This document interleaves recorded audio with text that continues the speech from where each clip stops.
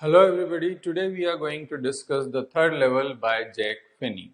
And as you can see, the theme here is intersection of time and space.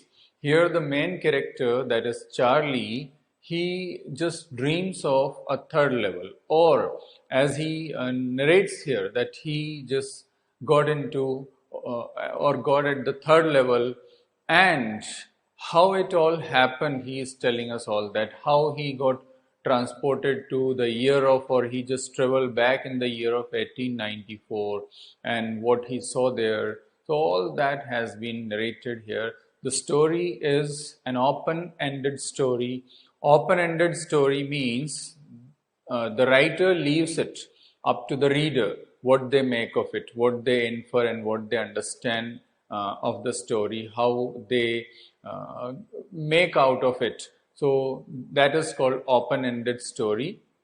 And apart from that, the main characters here are, including Charlie, of course, there is his wife Louisa, and there is his friend Sam, who is a psychiatrist. So these are the other two characters, but of course the main character is Charlie, and he is the narrator as well. He is telling us what happened and how it all happened and how he entered or got to that third level. And was that the thing is, what we need to understand here in this story, whether there was any third level or not, it existed or not. So that's where the writer has created a suspense and a confusion for the readers.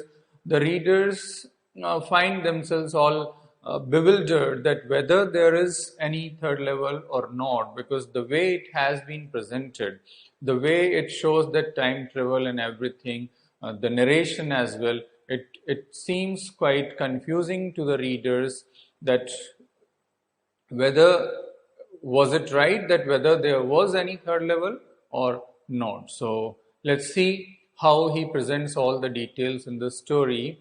So it begins like the presidents of New York Central, New York New Haven, and Hartford railroads would swear on a stake of timetables that there are only two. So what does this mean actually? So that the authorities like the presidents of New York, these are different stations, or we can say different points where these railway things are managed and controlled. So the presidents of these places, they would swear, they would say that yes, there are only two levels. Now what are these levels actually? We need to understand that as well. The levels are, if you have traveled in a metro train, so you might have noticed, or you might have definitely gone down to first levels, or you might have gone underground.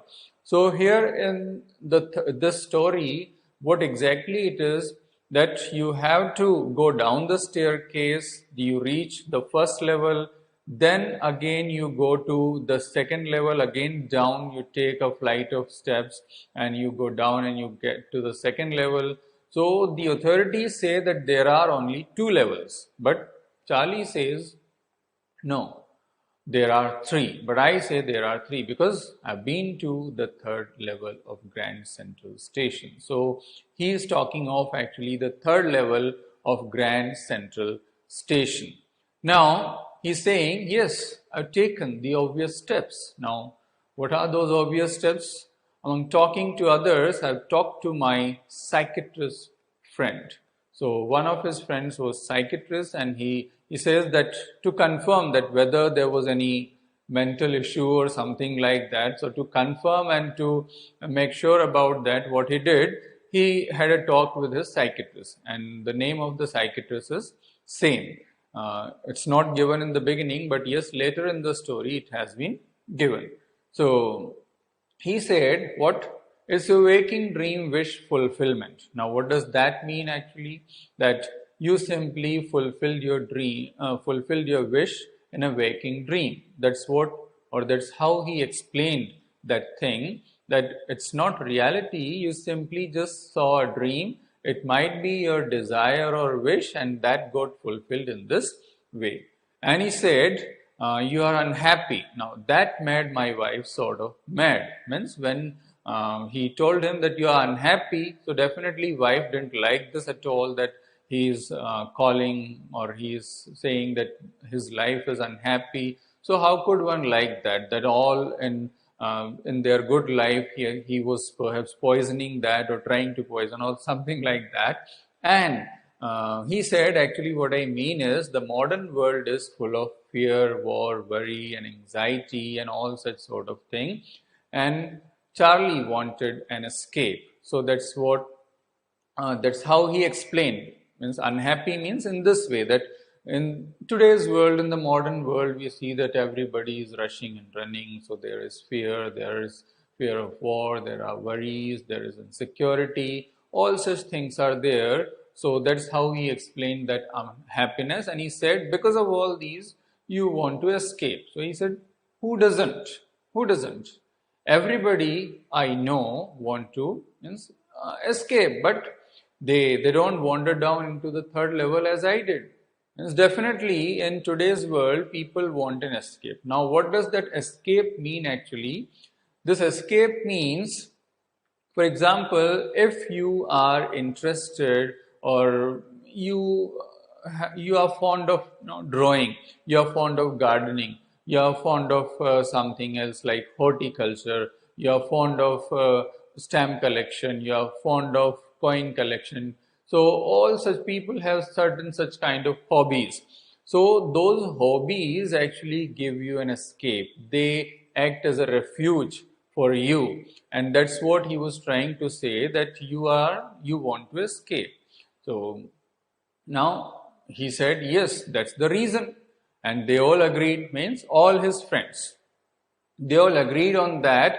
And he said that your stamp collection, that too is a temporary refuge from reality. Means that you collect stamps. Charlie collected actually stamps. And he said, this too is a temporary refuge. This too is an escape, that in that way you just cut yourself off from this world of reality. So he said, but things were pretty nice and cool. Actually, the collection was started by his grandfather. He said, the things were pretty nice and cool and peaceful in those times. His grandfather, he didn't need any such sort of escape or refuge. And it was a nice collection too. Blocks of four of practically every US issue. So he had arranged them in a very proper manner. Blocks of four means he had arranged 4 stamps in a row and something like that. So it was a very good stamp collection, and it was started by his grandfather. And he was trying to say that things were pretty nice and cool in those times, and he didn't need any stamp collection. So how you justify that I need an escape, and that's why I'm doing this stamp collection, or I want a refuge. How do you justify that? And he said even President Roosevelt collected stamps. So do you mean to say that they also needed an escape?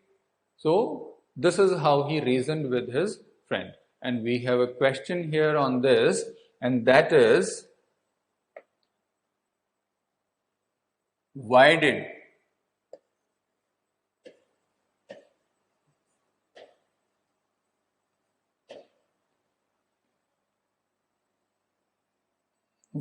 Sam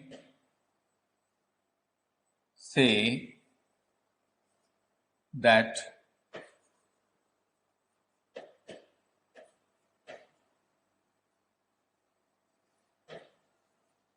Charlie was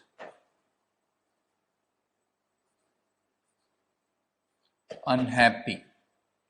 Why did he say so? We can also connect this to that waking dream wish fulfillment, that what did Sam mean by waking dream wish fulfillment, or why did he say so? So the answer is that fear, war, insecurity, all those things that we discussed.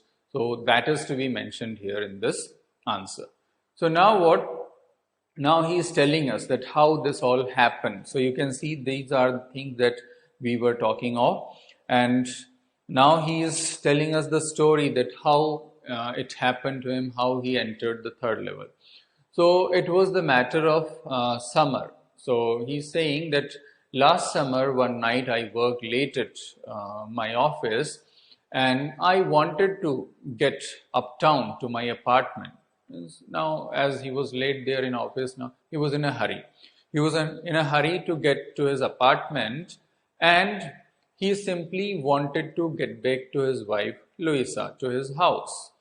And he's saying, I don't know why this should have happened to me. There is no reason. He simply wanted to get back to his house. He had no other motive or no other thing in his mind. And he's saying, I'm a simple person, a simple fellow named Charlie, 31 years old, and I was wearing a tan gabardine. So gabardine is a actually thick fabric. So that's what he's saying, the tan gabardine suit, and a straw hat with a fancy headband. And I passed a dozen men who looked just like me, and I was not trying to escape. That's what he is saying. I was not trying to escape, but this happened. He simply wanted two tickets. He simply wanted two tickets to. He just wanted to get back to his wife Louisa. That's what he wanted, and it all happened so strangely to him. So why this happened? That's what he is saying. That how did he enter? So what happened actually? He turned into that Grand Central Station from where? From this Vanderbilt Avenue. He got down the staircase, he got down the steps, and then came to the first level where you take trains of the 20th century. Yes, you take modern 20th century trains. So as there are different levels, so from different levels, train go to different parts. So from there you take trains like 20th century trains. Then he got down another flight and he reached second level. And then he ducked into an arched. So from the second level, you take suburban trains. So they move to suburban areas and such. And then he ducked into an arched doorway and got lost. And he says, that's easy to do. I have been at the Grand Central Station hundreds of times. And always I bumped into new corridors and doorways. Actually, it was a kind of maze. That Grand Central was a kind of maze, a labyrinth. That it was so big and so many doorways and corridors were there that you always lost there. And that's how it happened to him. So he's saying that once what happened, that he got into a tunnel and came out after 1 mile. He came out into the lobby of Roosevelt Hotel. Another time he just came out in an office in some street some blocks away, 46th Street some blocks away. So that's how that always it would happen to him. He would be lost there and he would reach somewhere else. As he reached once in the lobby of Roosevelt Hotel, another time just in the office building.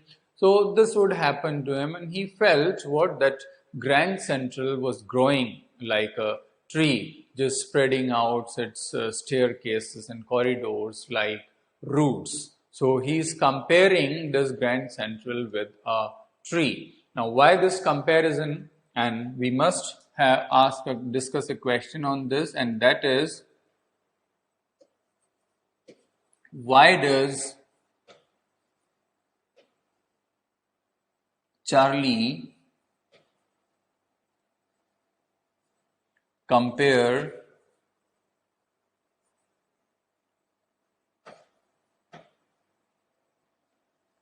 Grand Central Station with a tree? So why does he compare it with a tree? Now what happened, he says that there is probably a tunnel which is feeling its way under the city right now. And this tunnel, actually, one going to the Central Park, as mentioned, you can see here I have given all this. It's feeling its way under the city to Times Square and another to Central Park. So this tunnel is like that, and this Grand Central has been an exit through the years for many people, and that's how perhaps I got into the tunnel. And now he describes the whole thing here, that how it all happened. So the tunnel I got into began and just angling left and slanting downward. So it just kind of in that way, just angling or turning left and then slanting, going downwards. And for in the beginning, he thought that he was wrong, and he couldn't understand. He thought he was wrong, but he continued to walk, and he heard only his footsteps and nothing else. Then what happened? After some time, he heard what some sounds, a hollow roar, a hollow roar. That means, okay, some people were talking there, an empty space, he could guess. Then again it turned and he came on to what? He took a flight and he came on to the third level. Now there he thought that he was perhaps on the second level. He felt that he was back on the second level.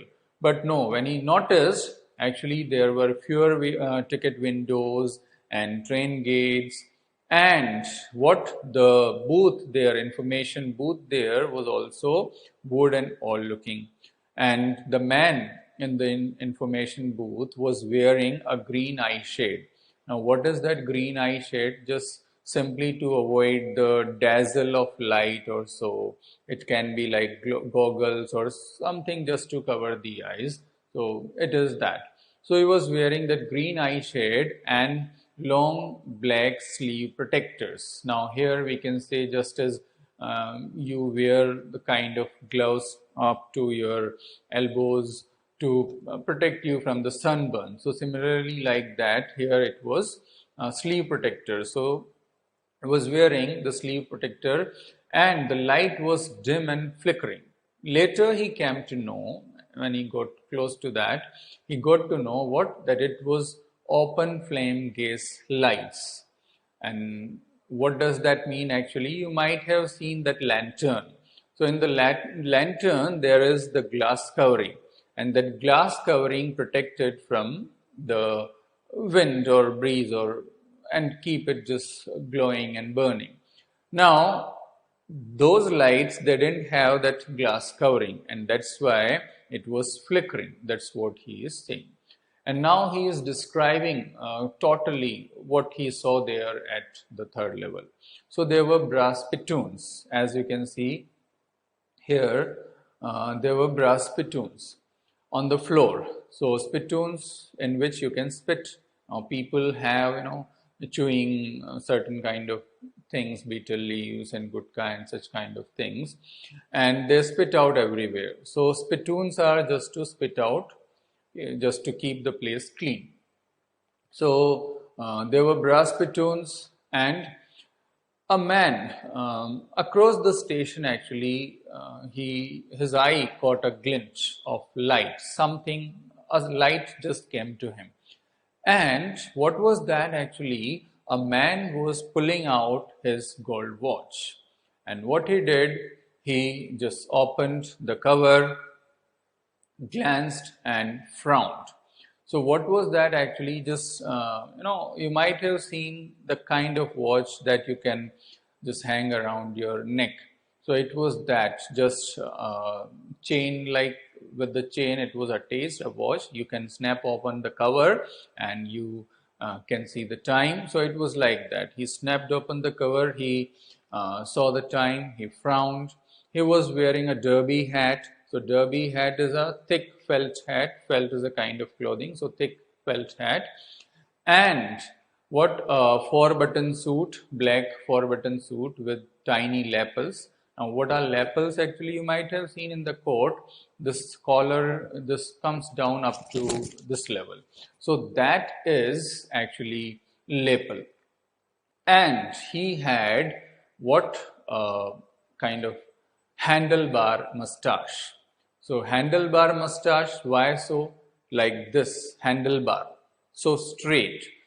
That's why if you stretch out Charlie Chaplin's mustache, so that is handlebar mustache. Or if you know Jethalal, so his mustache is handlebar mustache. So he had that kind of mustache. So he's saying everyone at the station was dressing like 1890 something, and he had never seen so many beards and sideburns and mustaches.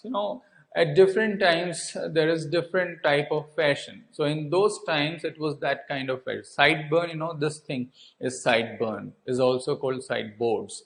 So long sideboards and beards and mustaches. So that fashion was there at that time, and before that he had never seen any such fashion or such thing. And then a woman came out through the train gates, and she was wearing a dress with leg of mutton sleeves. Now, leg of mutton sleeves, that's a kind of strange comparison, we can say. What is that leg of mutton? So you might know that in girls' clothing, women's clothing, there is a fashion or a style, a pattern in which the sleeves are puffed up here and then narrow down, just as if you have noticed in the mutton leg. So in the mutton leg, it is broad here and narrow down. Similarly, the dress pattern was like that, puffed up, ballooned here and narrow down. That's why this strange comparison. And then a skirt or something on the top of her 4-button shoes. And he also noticed what? A Carrier and Ives locomotive with a funnel-shaped stake. Stake is chimney. So there was a locomotive, an engine. It had that chimney also, funnel-shaped chimney it had. So to make sure, now here we can discuss one more question, that how does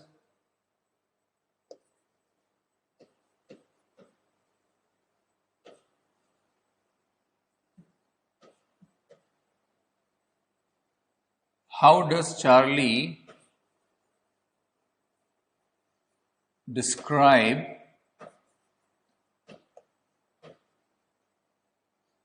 the third level? How does Charlie describe the third level? So all the things with brass spittoons, and before that open flame gas lights. So all that, the dress and the fashion, the mustaches, all those things can be described here. Now what happened, to make sure, he went to the newspaper boy there, and when he saw that at his feet there was a stack of newspapers, and it was the World. Yes, World is the name of a newspaper, and he knew that the World hadn't been published for years. Now, how is it possible? And the lead story said something about President Cleveland. And he says that he found that front page in the public libraries since, and it was printed 11 June 1894. So it means he is trying to say he was back in 1894. Okay, but he was not interested in that. He just wanted 2 tickets. So he went to the ticket window and he wanted to buy 2 tickets from there for him and Louisa and he knew that he can get tickets for any part of US there. And he wanted to go to, in those that time, 1894, he wanted to go to Galesburg, Illinois. Yes, that's what he wished, where he would like to go. Now, he's describing that Galesburg. He's saying, have you ever been to Galesburg? Is giving us a description of Galesburg here, that have you ever been to Galesburg? Of course, I have never, and I don't know about you. So so he's saying that yes, it's still a wonderful city. Galesburg is still a wonderful city, wonderful town, and how it is open, big frame houses. There are big frame houses, huge lawns, and tremendous trees whose branches meet overhead, roofing the road and street. And the evenings, yes, the summer evenings were very long in those times. Men would sit in their lawn and talk and would smoke their cigars, and women will sit there with palm leaf fans, and fireflies would be around them. So to go back there was like what, 20 years off for the First World War and 40 years around for the Second World War, because he was in 1894 and First World War happened in 1914. So that's what he is saying, that to go back there was like 20 years off for the First World War and 40 around for Second World War, if it started in 1939. So, okay, he went to the clerk figured out the fare and looked at him. So, and he stared, sort of, that clerk actually, he was had a strange look. He stared at him, and while he counted his money, the clerk, he looked back and he said, "That ain't money, mister." Because actually the cash drawer was there at the side, and he saw what? That the money, the currency note in that cash drawer was old style currency bill. They were old style currency bills and half as big as the bills or notes we use nowadays. And old style, of course. So he looked at that and he said, "That ain't money, mister. And if you're trying to skin me, you won't get very far."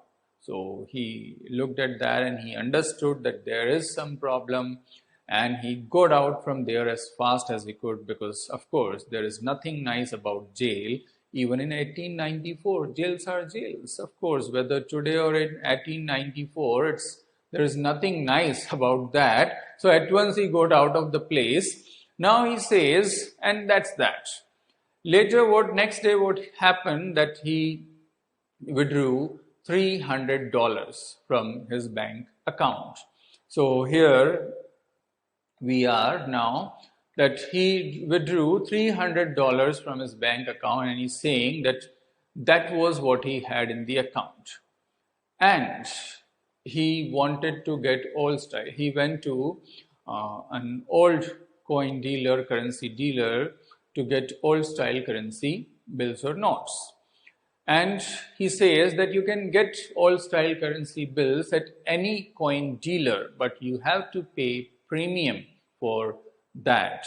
And so his $300 got only $200 in old style currency bills. But he was not worried at all. Why? Because eggs were 13 cents a dozen, then means it was quite cheap in those times. Just as we talked that in those times we could buy 1 kilo, say, ghee or something like that in just 1 rupee or 5 rupees or something like that, that we can purchase 50 kilo, say, wheat in just 2 rupees. So this kind of things, it was not costly in those times.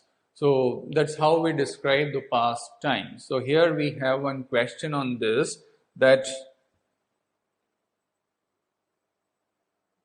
why was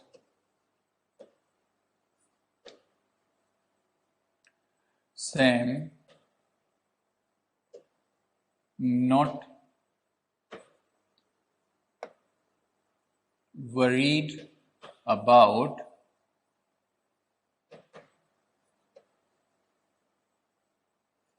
getting only $200 in exchange of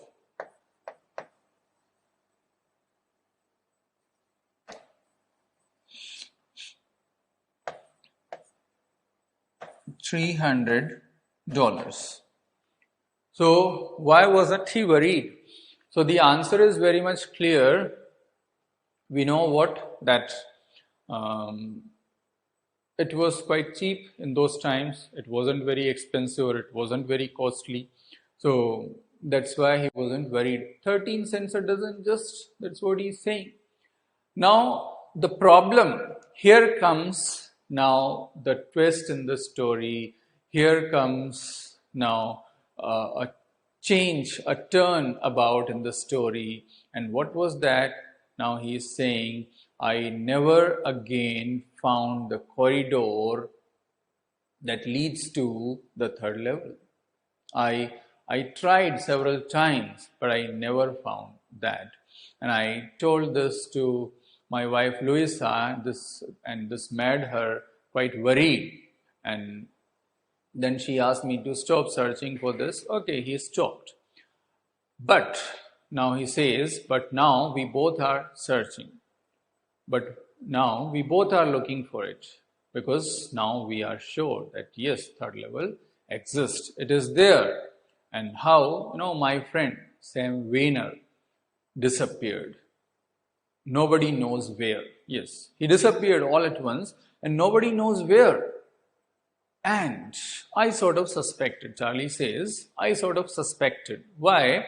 Because I told him that I went to school in Galesburg and he said he liked the sound of the place. He was quite, amused and fascinated by that. And that's where he is in 1894 in Galesburg. So what he is trying to explain here now, so one night he was fussing with his stamp collection and he saw what, a first day cover. He found one old first day cover. And here we must know what a first day cover is. So it's an important one and we must know this thing.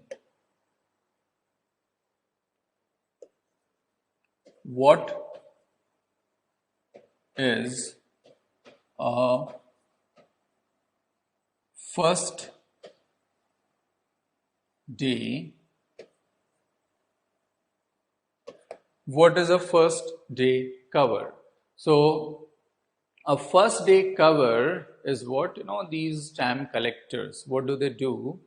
When a new stamp, a new ticket is issued, they purchase one and they stick it on an envelope which is self-addressed, and then they put one blank paper in that envelope that is sealed, and they post it to their own address.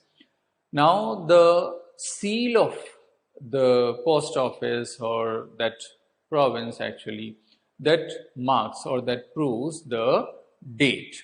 So that becomes authentic and that goes straight into their collection, and that is never opened. See, the paper also is all blank, nothing is written on that. So that is called a first day cover. So one night when he was fussing with his stamp collection, he found a first day cover and he's saying, and I don't know how it happened to come there, because he couldn't believe that it was there. And moreover, the paper inside was not at all blank.